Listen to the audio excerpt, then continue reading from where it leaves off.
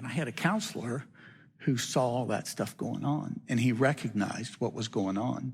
And I'm grateful that he was sensitive to the Spirit, because he's not going to fix me at all. There was nothing he could have said or done to me, but he didn't try. He just watched and prayed. The fourth thing is to pray like crazy. Pray like your life depends on it, because it does. About this time, I remember a book. How many remember Chuck Colson? There was a book, Born Again. He was in Nixon's cabinet, got convicted, went to prison. I was reading that book, Born Again. And the circumstances that he was in was very similar to the dormitory, because we didn't have cell blocks and stuff in this place.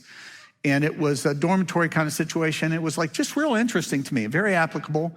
And I remember, though, one time those guys knelt down in the dormitory at their bed and prayed for the people around them, their salvation. And I cringed when I read that. It's like, that would be terrible.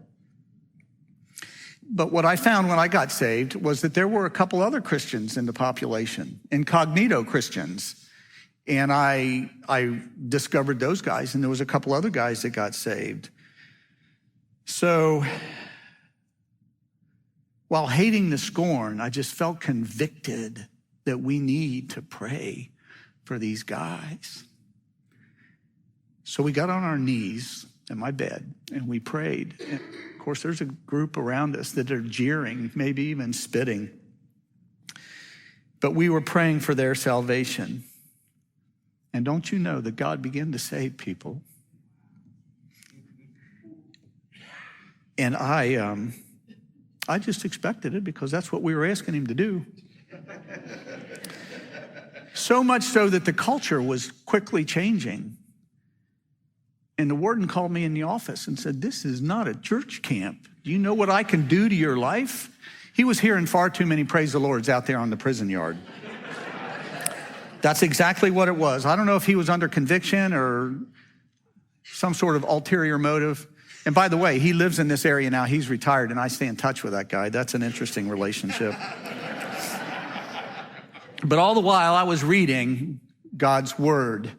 And I remember in Hebrews chapter 10 about needing to persevere, being publicly exposed to insult and persecution, and to be encouraged and live by faith, so that when we had persevered and done the will of God, we will receive what he has promised for us. It was like, that was my daily life. It was so much encouragement. Mr. Piles helped when I talked to him. So back at the ranch, when I think of you and who I'm talking to again, counseling with some soul isn't sometimes that we begin our notion of what the problem is going to be. You know, we bring to it, it's like, these guys are an alcoholic, I know, or this is divorce. Brad, you were saying some of those things. We kind of go in with the solutions, not really knowing the story. I just want to encourage you, don't look back at what has happened. Look forward at what God can do. Amen. God can do what he wants to do, and he will do what he wants to do. And I'm so grateful for what he did in my life. I'm hopeful that there is somebody in this room who is Mr. Piles.